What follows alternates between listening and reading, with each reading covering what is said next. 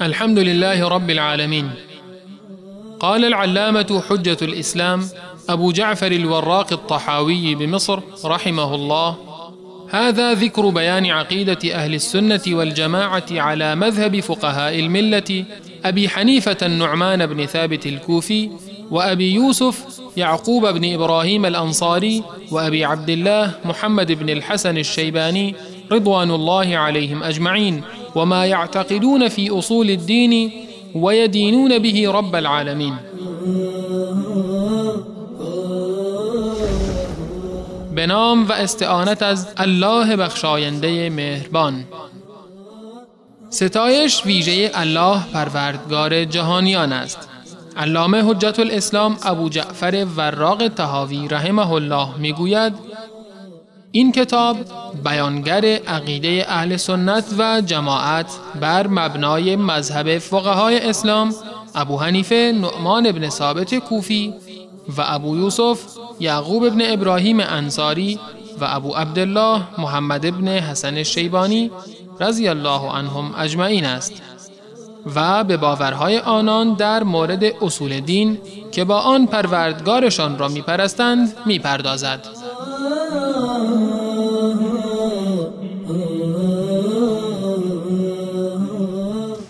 والحوض الذي أكرمه الله تعالى به غياثا لأمته حق.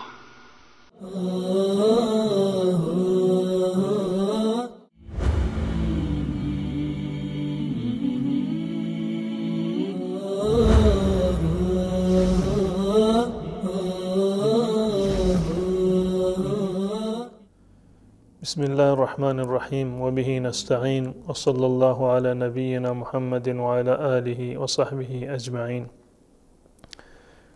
بینندگان گرامی و ارجمند، السلام علیکم و رحمت الله و برکاته. در خدمت شما هستم با مطالب دیگر از کتاب عقیدة الطحاویه و عقیده اهل سنت و الجماعت. در جلسه قبل مطالبی را درباره اسراء و معراج رسول الله صلی الله علیه و سلم خدمت شما بیان کردم و در ادامه مطلب علامه طحاوی رحمت الله علیه مبحث حوض را مطرح کردند. حوض رسول الله صلی الله علیه و سلم یکی از اعتقادات ما مسلمانان و اهل سنت و الجماعت هست و یکی از مواردی هست که برای ما جزو غیب هست. ما غایبانه به حوض رسول الله صلی الله علیه و سلم ایمان داریم و این چیزی هست که در روز قیامت اتفاق خواهد افتاد که الله متعال حوضی را به رسول الله صلی الله علیه و سلم عنایت فرمودند که امت ایشان در روز قیامت و در صحرای محشر از این حوض آب خواهند نوشید و اون گونه که در روایات اهل سنت و الجماعت آمده هر کسی که از این حوض آب بنوشد هیچگاه دیگر تشنه نمی شود. این مطلب را علامه طحاوی رحمت الله علیه این گونه آغاز کرده و می فرماید: والحوض الذي اکرمه الله تعالی به غیاثا لامته حق. حوضی را که الله متعال به رسول الله صلی الله علیه و سلم عنایت فرمود و این یک نوع کرامت و بزرگداشتی هست که الله متعال به رسول الله صلی الله علیه و سلم دادند. این حوض حق هست. چرا حق هست؟ چون که در آیات قرآن و احادیث رسول الله صلی الله علیه و سلم به این حوض اشاره شده و اون گونه که رسول الله صلی الله علیه و سلم بیان فرمودند تمام پیامبران حوضه هایی را خواهند داشت در روز قیامت و در صحرای محشر که هر پیامبری پیروان خودش و امت خودش را از آن حوض آب خواهد داد و سیرابشان می کند. اما بزرگترین حوض، زیباترین حوض و اون حوضی که بیشتر از همه افرادی بر آن وارد خواهند شد و از آن آب می نوشند و صفات و ویژگی‌هایش با بقیه حوضها متفاوت هست، همان حوض رسول الله صلی الله علیه و سلم خواهد بود. ما میدونیم که در روز قیامت زمانی که الله متعال انسانها را حشر می کند، همه به طرف میدان محشر می روند، تمام انسانها تشنه و خسته و کوفته خواهند بود و نیازی به آب خواهند داشت. بدین خاطر هست که الله متعال درباره کافران می فرماید و نسوق المجرمین الی جهنم وردا، ما مجرمان را و کافران را در روز قیامت تشنه به طرف جهنم روانه خواهیم کرد. اما اونهایی که مجرم نیستند و صلاحیت نوشیدن آب از حوض کوثر را دارند، اونها از این حوض آب خواهند نوشید و سیراب به بهشت خواهند رفت. اما مجرمانی که این صلاحیت را به خاطر گناهانی که انجام دادند، به خاطر انحرافها و بدعتهایی که گذاشتند، این صلاحیت را از دست دادند، آنها در واقع تشنه به طرف جهنم خواهند برد. می‌فرماید والحوض الذي اکرمه الله تعالی به غیاثا لامته حق، این حوض حق هست، همون گونه که این یک کرامتی هست و بخششی هست از جانب الله متعال بر رسول الله صلی الله علیه و سلم. این یک نوع کرامتی هم هست برای امت رسول الله صلی الله علیه و سلم. ما به خاطر این که الله متعال به این حوض اشاره کرده و رسول الله صلی الله علیه و سلم در روایاتی حقیقت و واقعیت این حوض را و اوصاف این حوض را برای ما بیان کرده، ما این را جزو ایمان و اعتقاد خودمان می‌دانیم. رسول خدا صلی الله علیه و سلم درباره این حوض می‌فرمایند، این روایت از حضرت انس بن مالک رضی الله تعالی عنه است که میگوید رسول خدا صلی الله علیه و سلم فرمودند ان قدر حوضی کما بین ایلة و صنعاء من الیمن، یک فاصله بسیار طولانی را رسول خدا صلی الله علیه و سلم که از ایله هست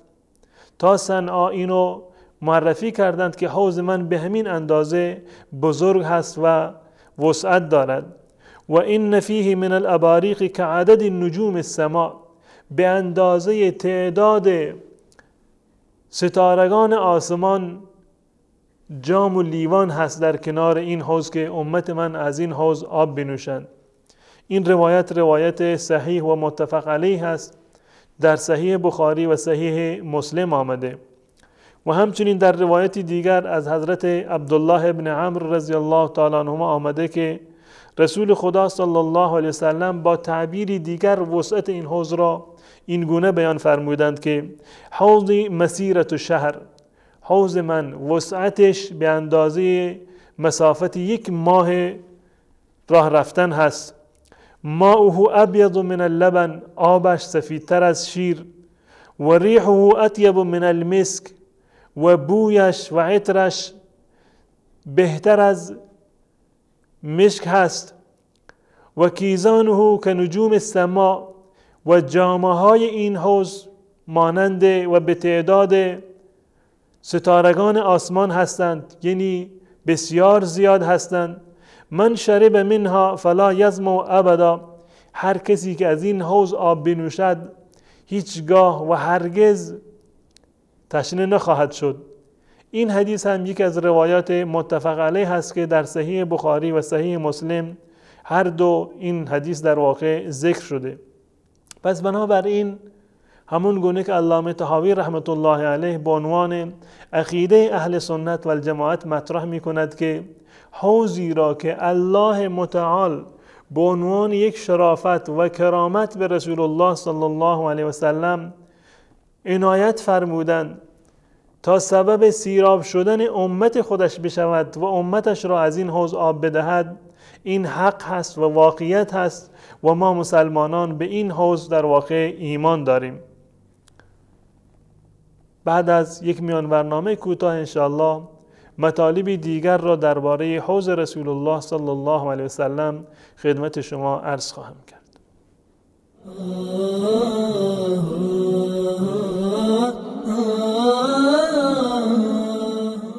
والحوض الذي أكرمه الله تعالى به غياثا لأمته حق.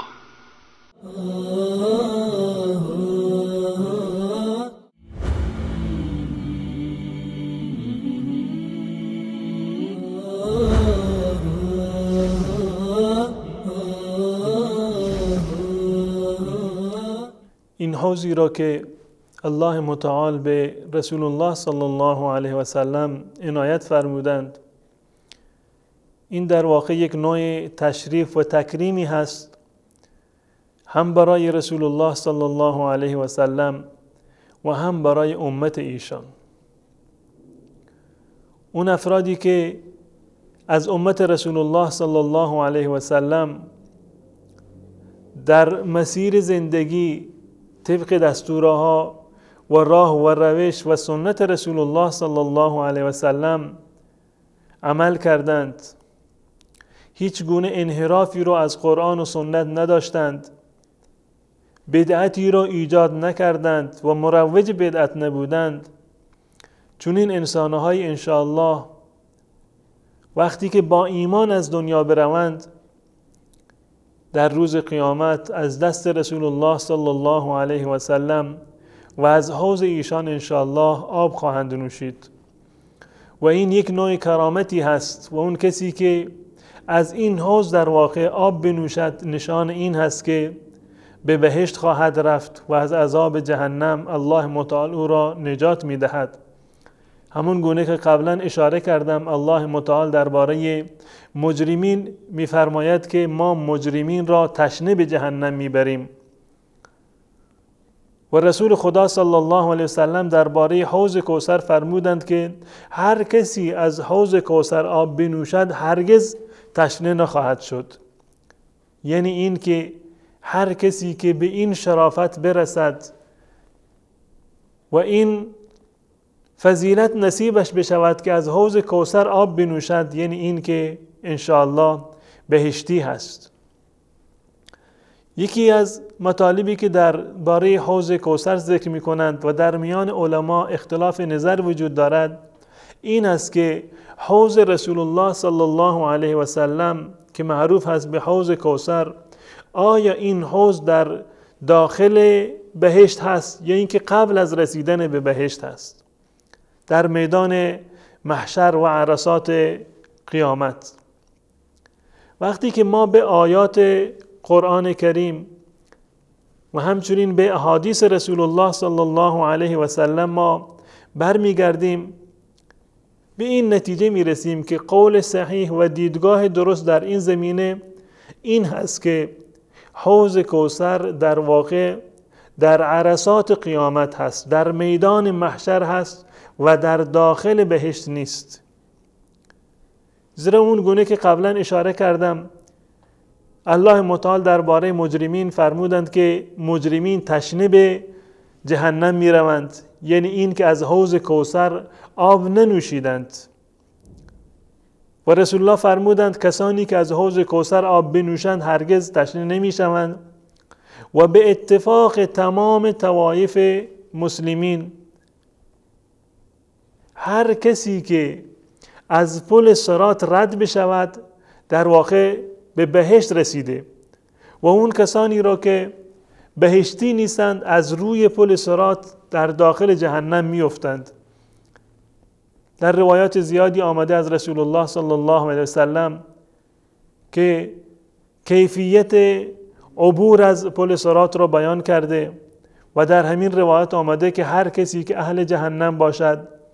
اون کلالیبی که در کناره این صراط وجود دارند و چنگک هایی را که در اونجا کار گذاشته شده انسانهایی را که جهنمی هستند میگیرند و در داخل جهنم میاندازند. یعنی این که وقتی که انسان از پل صراط عبور کرد در واقع به بهشت رسیده. پس بنابراین حوض قبل از صراط هست، به این دلیل که اون کسانی که در جهنم میافتند آنها اصلا از صراط عبور نمی کنند و در آغاز رسیدن به میدان محشر که تمام مردم تشنه هستند و نیازی به آب دارند، الله متعال این حوض را در عرصات قیامت و در میدان محشر قرار داده تا این که انسانهای مسلمان از دست پیامبرانشون در واقع آب بنوشند. و اون کسانی که در دنیا مرتکب مخالفت با رسول الله صلی الله علیه و سلم شدند، مرتد شدند، بدعت گذاشتند، از راه و روش رسول الله صلی الله علیه و سلم و از صراط مستقیم منحرف شدند، این فضیلت را در روز قیامت هم دریافت نخواهند کرد و از حوض کوثر نمیتوانند آب بنوشند. روایاتی در این زمینه آمده که رسول خدا صلی الله علیه و سلم فرمودند که در روز قیامت من گروه هایی را میبینند که به طرف من میآیند و همین که نزدیک حوض میرسند میبینم که جلوی اونها را میگیرند، مانعی پدید میآید و آنها را نمیگذارند که به حوض برسند. من میگویم خدایا اینها از امت من هستند، یا رب امتی امتی، اینها امتی من هستند، نشانه هایی که من میبینم اینها جز امت من هستند. اما الله متعال به رسول خدا صلی الله علیه وسلم میفرماید انک لا تدری ما احدثوا بعدک،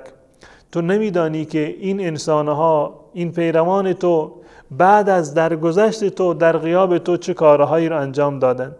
مرتکب بدعت شدند. آنگاه رسول الله صلی الله علیه وسلم میفرماید سحقا و بعدا لمن بدل و غیر، اون کسی که بعد از من دینش را تغییر داده، تبدیل آورده در این دین، بدعت و خرافه ای را در این دین ایجاد کرده، سحقا و بعدا، اون دور باد از من. پس بنابراین هر کسانی که مرتد شده باشند، اونهایی که بعد از رسول الله صلی الله علیه وسلم مرتد شدند، اونهایی که به عنوان مؤمن شاید شناخته می شدند در حیات رسول الله صلی الله علیه وسلم و واقعا و در حقیقت جز منافقین بودند، رسول الله صلی الله علیه وسلم اونها را مؤمن می پنداشتند، در روز قیامت آشکار می شود که مؤمن حقیقی چه کسی هست و منافق چه کسی بوده و اون کسی که زندگیش را بر اساس قرآن و سنت گذرانده کی هست و چه کسی در دنیا مرتکب بدعت و خرافه شده. اون کسانی که از صراط مستقیم و از راه رسول الله صلی الله علیه وسلم منحرف شده باشند، در واقع این ارزش را ندارند که از حوض کوثر آب بنوشند. سوره کوثر را که همه حفظ هستیم که الله متعال می‌فرماید انا اعطیناک الکوثر، این کوثر به معنی خیر کثیر هست و اکثر مفسرین و علما معتقد هستند که این کوثر اشاره‌ای هست به حوض رسول الله صلی الله علیه و سلم و اون گونه که در روایت آمده کوثر در واقع نهری هست که الله متعال در بهشت به رسول الله صلی الله علیه و سلم عنایت خواهد کرد، بنابر حدیثی که حضرت انس ابن مالک رضی الله تعالی عنه